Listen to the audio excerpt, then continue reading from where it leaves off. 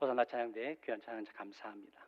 오늘은 믿음의 결단입니다 라는 제목으로 함께 말씀 나누겠습니다. 판화가 이철수 씨의 작품 가운데 가난한 머루송이라는 작품이 있습니다.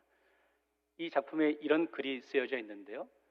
겨우 요거 따랐어. 최선이었어요.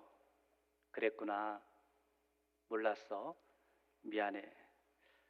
성도 여러분, 최선이었다는데 더 무슨 할 말이 있을까요? 그런데 세상은 최선을 다해도 보이는 모습이 초라하면 잘 용납이 안 되는가 봅니다. 최선의 단어를 이해하고 격려하기보다는 눈에 보여지는 결과가 중요하고 내 손에 얼마나 잡혀 있는지 그 현상을 보면서 판단할 때가 있는 것을 보게 됩니다. 이처럼 치열한 경쟁 사회 속에서 살아가면서 내 뜻대로 되지 않아서 낙심될 때도 있고 그만 우리의 삶을 포기해야 하나? 라는 절망의 마음을 갖게 될 때도 있죠. 오늘날 많은 사람들이요, 보이는 결과가 만족스럽지 못하면 나의 인생이 초라한 인생이다 라고 여기면서 살아가는 것을 보게 됩니다. 그렇다면 오늘 말씀을 묵상하면서 저와 여러분의 삶의 모습에서도 혹시 우리가 세상적으로 볼 때는 참 초라하고 보잘것없어 보이는 삶의 모습이라서 혹시 낙심되고 있고 또 실망하고 있는 삶의 모습들이 있지 않으신지요? 그럼 오늘 말씀을 통해 예수님의 위로의 말씀과 결단의 고백이 있기를 원합니다. 오늘 말씀은요, 예수님께서 유대인의 명절에 예루살렘으로 올라가는 그 길에 양문 곁에 베데스다라는 못이 있었는데 여기 수많은 병자가 있었습니다. 왜냐하면 그 연못에는 가끔씩 천사가 내려와서 물을 움직이게 할 때 가장 먼저 달려가는 자가 병이 낫는다는 소문이 있었기 때문이죠. 거기에 38년 된 병자가 있었습니다. 자그만치 38년의 시간입니다. 그 시간 동안 아무도 자신을 도와주는 사람이 없어서 그는 어쩔 수 없이 그곳에 머물러 있을 수밖에 없었다라고 이야기하죠. 그때 그가 예수님을 만나게 되었고 그 병이 낫게 되는 기적을 경험하게 되죠. 그리고 나아가서 예수를 증거하는 삶을 살게 되었다라고 고백하는 말씀이 오늘 본문의 말씀이죠. 오늘 본문의 말씀은 요한복음에만 나오는 말씀입니다. 오늘 말씀에 베데스다라는 연못이 나오는데 이 베데스다라는 어원의 뜻은 은혜의 집, 자비의 집이죠. 근데 은혜의 집이라고 고백되는 베데스다라는 곳이 어떤 면에서는요, 가장 은혜가 없는 곳입니다. 왜냐하면 다른 사람을 끌어내려야 내가 빨리 쫓아가서 그 물에 들어갈 수 있기 때문이라는 거죠. 오늘 말씀을 묵상하면서 문득 이런 마음이 듭니다. 성도 여러분, 저와 여러분이 살아가는 지금 이 시대가 혹 베데스다 연못에 있는 사람들의 모습과 별반 다르지 않다라고 여기지 않으십니까? 오늘날 치열한 경쟁 사회 속에 우리가 살아갑니다. 다른 사람을 끌어내려야 내가 높아질 수 있는 그런 세상 속에서 우리가 살아가고 있지 않으십니까? 그러다가 내가 계획한 대로 내 뜻대로 되지 않아서 낙심하고 좌절하고 있지는 않으십니까? 오늘 그런 경쟁 사회 속에 갈등하고 있고 낙심하고 있는 심령이 있다면 오늘 다시 한번 예수 그리스도를 만남으로 인해서 우리의 삶에 새로운 소망을 함께 고백할 수 있기를 원합니다. 오늘 본문의 말씀, 이렇게 자비가 없는 곳 베데스다 연못에 예수님께서 오시면서 이야기는 시작되고 있습니다. 거기에는 38년 된 병자뿐만 아니라 수많은 사람들이 그 베데스다 연못만 바라보고 있었죠. 그런데 그때 전혀 생각지 못한 예수님께서 그것을 지나가시면서 이 38년 된 병자를 만나 주십니다. 그때 예수님께서 이 병자를 보실 때 5절 말씀에 이렇게 표현하고 있죠. 거기 38회 된 병자가 있더라. 이 병자는 이곳에 38년의 시간 동안 있었습니다.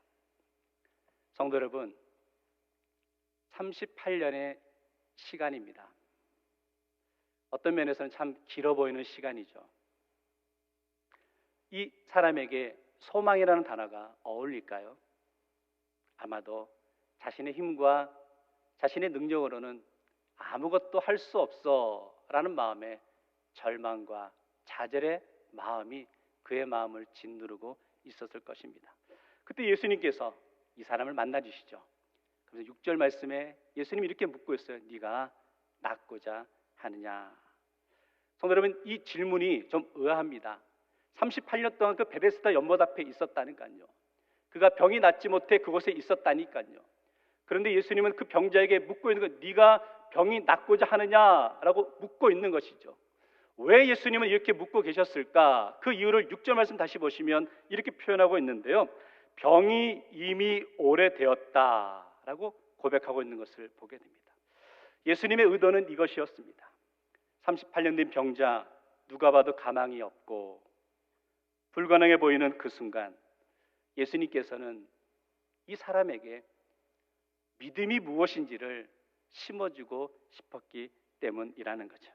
이 병자는 지금 베데스다 연못에서 그저 그런 상황에 익숙해져 있었습니다. 제대로 걷지 못하는 상황에 익숙해져 있었죠. 그러며 주변 사람들을 원망하는 마음에 익숙해져 있었습니다.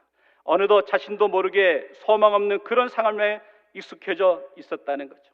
그래서 그만 포기하는 인생이다라고 여겼다는 거죠. 그때 예수님이 먼저 확인하고 질문하고 있는 것은 네가 낫고자 하느냐? 무엇을 하는 질문일까요? 네가 병이 나으면 이전과는 다른 삶을 살 것이냐라고 예수님께서 묻고 있는 질문이죠. 오늘 이 병자는 불평과 원망 가운데 있었던 것을 보게 되는 거죠. 성도 여러분, 오늘 저도 여러분께 질문을 드려보고 싶습니다.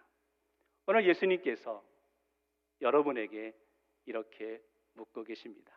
네가 낫고자 하느냐? 예수님이 이 질문을 들으시면서 여러분의 마음 속에, 여러분의 심령 속에 한번 점검해 보았으면 좋겠습니다. 우리도 어느덧 나도 모르게 지금 나의 입술에, 나의 삶에서 불평과 원망의 모습에 너무 익숙해 있지 않으시냐는 거예요. 나는 아무 문제가 없는데 세상이 나를 알아주지 않아 속상한 마음에, 불평하고 원망하는 그 마음에 익숙해져 있지는 않으신지요. 나는 문제가 없는데 가정이 문제야. 나는 문제가 없는데 사회가 문제야. 나는 문제가 없는데 교회가 문제고 이 나라가 문제야 라고 외치고 있지는 않으시냐는 거죠. 오늘 그때 예수님께서 네가 낫고자 하느냐라고 묻고 있는 질문에 담긴 핵심은 뭐냐? 너는 지금 복음 앞에 변화될 준비가 되어 있느냐라고 묻고 계신 것이죠. 오늘 저도 여러분께 질문 드립니다. 여러분의 영혼 가운데 낫고자 하는 열망이 있으시냐는 거예요. 우리가 원망과 불평의 목소리가 아니라 주의 말씀을 듣고 나서 내가 변화될 준비가 되어 있느냐라고 우리가 함께 깨닫고 고백할 수 있어야 되지 않을까요? 오늘 말씀에서 예수님께서 네가 낫고자 하느냐라고 묻고 있을 때 이 38년 된 병자는 당연히 예수님 제가 낫고 싶습니다 라고 대답해야 되지 않을까요? 그런데 병자의 대답이 좀 의아합니다. 7절 말씀인데요, 보시면 병자가 대답하되 주여 물이 움직일 때에 나를 못에 넣어주는 사람이 없어 내가 가는 동안에 다른 사람이 먼저 내려가나이다. 왜 낫고 싶다라고 표현하지 않고 자신을 이 못에 데려다주는 사람이 없어서 자신이 지금 이렇게 지내고 있다라고 이야기하고 있을까? 그 모습은 그의 입술에 핑계가 앞서고 있기 때문이라는 거죠. 우리 예수님은 내가 낫고자 하느냐 묻고 있는데 이 병자는 자신의 상황에 형편을 핑계대며 살아가고 있는 것을 보게 됩니다. 제가 고향이 울산인데 대학 학력고사를 보기 위해서 서울에 있는 대학에 진학을 하게 되었습니다. 서울에 아시는 분이 없어서 제가 고향교회 섬기셨던 부목사님이 서울에 있는 한 교회에 담임 사역을 하고 계셔서 그 목사님 댁에 가서 시험 전날 밤을 이렇게 잠을 자게 되었죠. 그 다음 날이 되었습니다. 그 다음 날이 되었을 때 그 목사님 사모님께서 제가 이제 시험을 치러 가야 되니까 아침을 든든히 먹고 시험을 치러 가야 된다고 하시면서 아침을 정성껏 차려주셨습니다. 그 아침을 제가 먹으려는 순간 움찔했어요. 그 이유는 그날 아침 국이 미역국이 나온 겁니다. 그 순간 제가, 우리 한국 분들은 눈 깜빡할 사이에 오만 가지 생각을 다 하잖아요. 이걸 먹어야 돼, 말아야 돼, 오만 가지 생각을 다 하다가 믿음으로 맛있게 미역국을 먹고 시험을 잘 치렀습니다. 제가 그 학교에 합격을 했을까요? 못했을까요? 했으면 제가 얘기를 안 했겠죠. 그때 들었던 순간, 그때 미역국만 먹지 않았어도 라는 핑계를 하고 있더라고요. 성도 여러분, 우리도 우리 삶의 모습에서 이런 모습, 저런 모습 되지 않을 때 이런 핑계, 저런 핑계를 대고 살아갈 때가 있는 것을 보게 됩니다. 그런데 오늘 예수님께서 병자를 고치기 전에 먼저 묻고 있으신 거예요. 네가 낫고자 하느냐? 세상 속의 상황 가운데 원망하는 것이 아니라 말씀으로, 믿음으로 변화될 준비가 되어 있느냐라고 묻고 있는 거예요. 오늘 우리는 이렇게 생각합니다. 내가 그 사람만 만나지 않았어도, 내가 이런 어려움을 당하지 않았을 텐데, 내 비즈니스가 이렇게 어려워지지 않았을 텐데 원망과 불평 가운데 있지 않으시냐는 거죠. 오늘 예수님 만나기 전 저와 여러분의 모습 가운데 믿음으로, 복음으로, 말씀으로 변화될 영적 준비가 되어지기를 주의 이름으로 축원합니다. 오늘 말씀 보니까요, 38년 동안 병을 앓았던 병자에게, 오늘 본문에서 설명은 되고 있지 않지만 그의 육신의 병 말고 그가 앓고 있던 병 가운데 더 심각한, 더 마음 아픈 병이 있었던 것 같아요. 그 병은 바로 고독이라는 병입니다. 38년의 세월입니다. 오랜 시간 혼자 버틸 수밖에 없었죠. 그야말로 죽지 못해 사는 인생처럼 여기면서 하루하루 그냥 시간만 보내는 인생이 아니었을까요? 예수님께서 낫고자 하느냐라고 물었을 때에 나를 못에 데려다 준 사람이 없어 이렇게 지내고 있습니다 라고 이야기하고 있죠. 자신을 도와주는 사람이 아무도 없을 때 그는 고독할 수밖에 없었죠. 그때 고독하고 있는 그 병자에게 예수님이 찾아오셔서 그 병을 고쳐주시고 위로해 주시는 것을 보게 됩니다. 성도 여러분, 오늘날 많은 분들이 이 고독의 병을 앓고 계십니다. 성도분들께 질문을 드려봅니다. 성도분들 가운데서도 혹시 고독이라는 단어가 낯설지 않은 분들이 있지 않으십니까? 질문을 바꿔보겠습니다. 성도 여러분, 요즘 어떤 삶에서 사는 재미가 있으십니까? 별로 사는 재미가 없다라고 여기지는 않으신지요? 우리가 젊은 시절에는, 예전에는 세상에서 사는 재미들이 좀 있었습니다. 자녀들이 커가는 모습을 보면서 아, 이게 사는 재미지 라고 느끼기도 하였고, 또 비즈니스를 하고 직장생활 하시면서 집도 좀 큰 집으로 이사하시면서 좀 더 삶의 모습이 풍요로워지면서 이게 사는 재미 아니야? 라고 느끼며 살아가시지는 않으셨습니까? 그런데 어느 순간부터 시간이 지나가면서 세상 속에서의 삶의 재미를 우리는 다 잃어버리는 것 같습니다. 그저 마지못해 사는 것 같은 그런 마음으로 살아가는 분들이 있지 않으시냐는 거죠. 세상 속에서 사는 재미를 더 이상은 누릴 수 없어 라고 여기며 절망하고 있지는 않으신지요? 그러면 저는 목회자로서 성도분들께 이렇게 권면드리고 싶습니다. 이제 우리가 이런 사는 재미를, 인생의 재미를 세상 속에서 찾지 말고 예수 그리스도 안에서 찾는 성도 되시기를 주의 이름으로 축원합니다. 말씀을 듣고 말씀을 묵상하며 말씀 속에 우리 주님의 위로하심을 경험하며 인생의 사는 재미를 찾는 성도 되시기를 주의 이름으로 축원합니다. 말씀을 듣기에 눈이 침침하십니까? 그래도 우리가 할 수 있는 게 있잖아요. 기도하십시오. 기도에 매달려 보십시오. 기도의 응답을 받아 보십시오. 특별히 우리 대구제일교회 우리 어르신들도 많으신데 기도하시면서 우리 어르신들의 기도의 눈물의 기도를 통하여서 자녀들이 복을 받고 우리 어르신들의 눈물의 기도를 통하여서 대구 제일교회와 또 목회자들이 영적으로 성숙해지고 이 시대의 빛과 소금의 사명을 감당할 수 있는 교회가 되고 목회자가 된다면 그게 바로 인생의 사는 재미가 아닐까요? 오늘 성도 여러분, 우리가 세상 속에서 사는 재미를 이제 다 내려놓으시고 예수 만난 그 기쁨 가운데 예수 신앙생활하는 삶에서의 재미를 찾아갈 수 있는 우리 대구제일교회 모든 성도 되시기를 주의 이름으로 축원합니다. 자, 핑계대고 있던 이 병자에게 예수님이 다가가셔서 이렇게 선포하시는데 8절 말씀을 같이 한번 읽어볼까요? 시작. 예수께서 이르시되 일어나 내 자리를 들고 걸어가라 하시니. 예수님의 이 말씀에도 좀 의아합니다. 앞에서 예수님께서 네가 낫고자 하느냐라고 질문하셨다면 지금 여기서는 그래 네 병이 나아라라고 말씀하셔야 맞을 것 같아요. 오늘 예수님은 네 병이 나아라라고 말씀하지 않으시고 뭐라고 말씀하냐면 네 자리를 들고 걸어가라라고 말씀하시죠. 여기는 어떤 의도가 담겨 있을까요? 이런 겁니다. 성도 여러분, 이 병자가 병이 낫는 건 당연하다는 거죠. 그 병이 낫는 건 당연하고 이제는 자리를 들고 가라라는 것은 지금과는 다른 삶을 살라라는 거예요.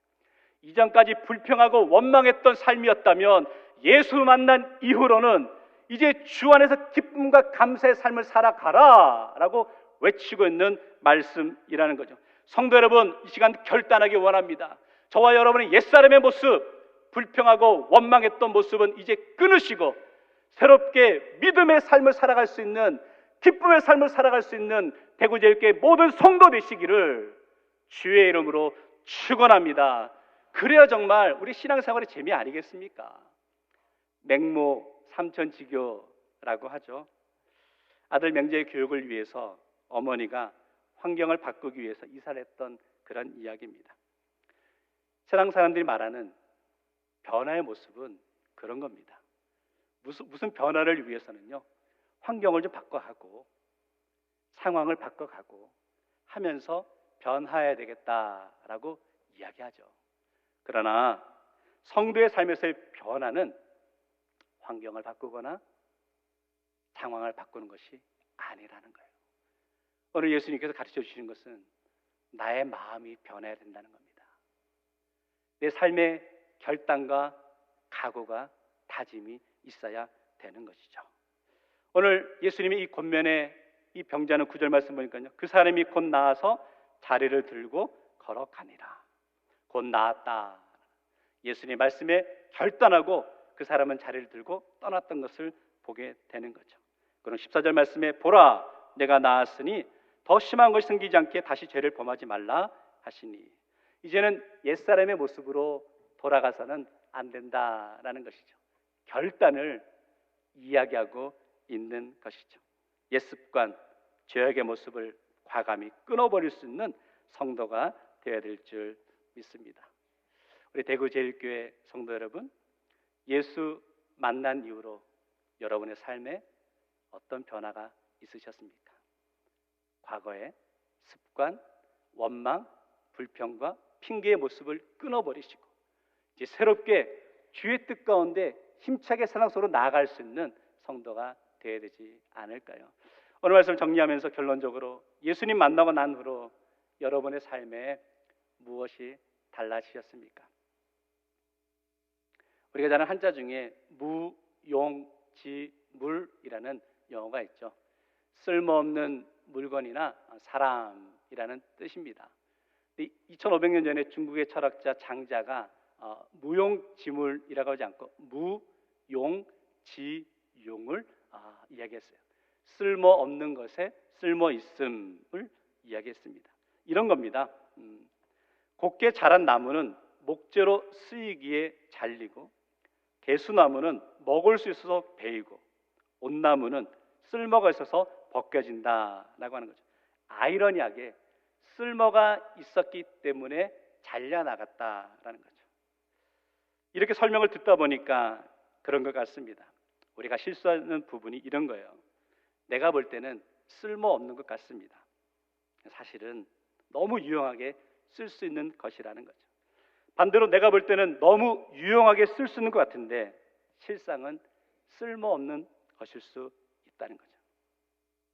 하나님께서 저와 여러분을 하나님의 자녀로 택해 주셨습니다.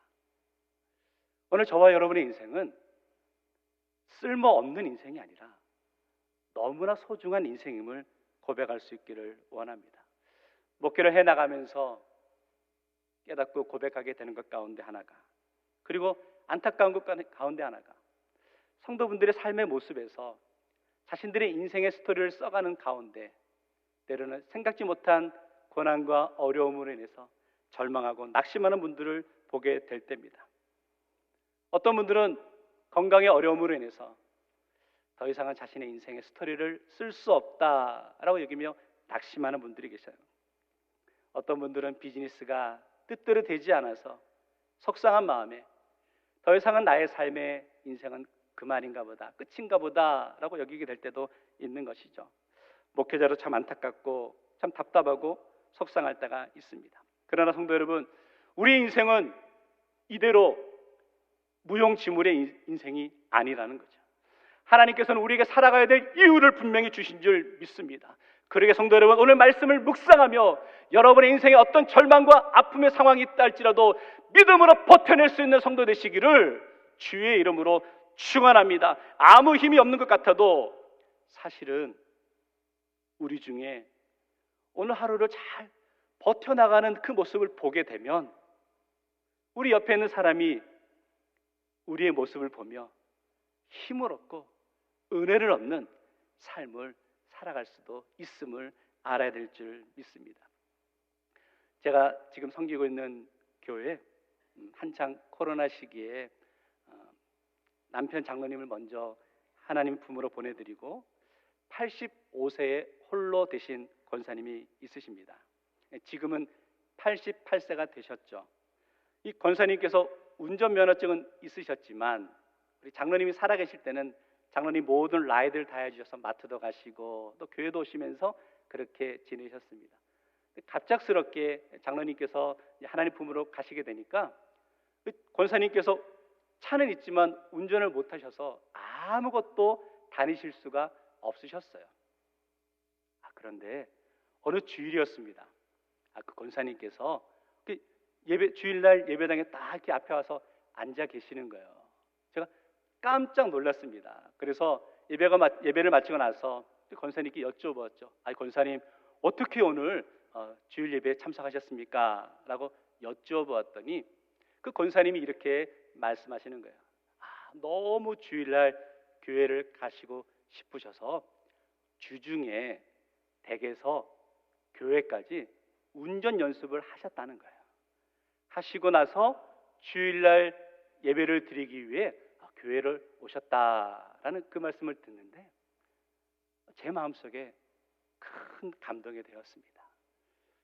85세 연세에 정말 어떤 면에서 사고가 날 수 있는 상황인데도 정말 주일에 나와서 예배를 드리고자 하는 그 마음으로 나오신 그 모습 보니까 목회자인 저에게 큰 은혜가 되었고 또 말씀을 준비하면서도요, 이렇게 목숨을 걸고 교회에 예배를 드리기 나오시는 분들이 계신데 내가 어떻게 허투루 말씀을 준비할 수 있을까?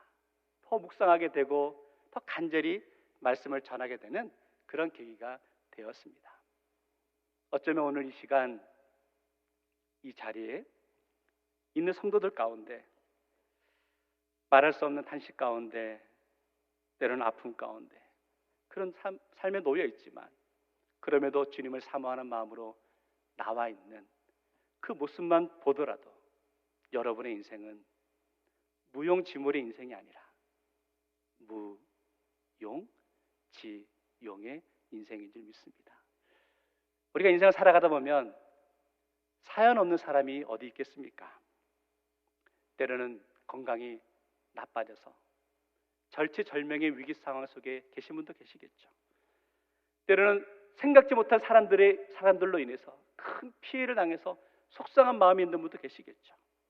그러나 하나님이 우리에게 버틸 수 있는 힘을 주셨다는 것은 우리의 인생은 무용지물의 끝의 인생이 아니라 무용지용의 인생인 줄 믿습니다. 이제는 더 이상 핑계대는 인생이 아니라 믿음 안에서 열정을 갖고 신앙생활하기로 결단하기 원합니다.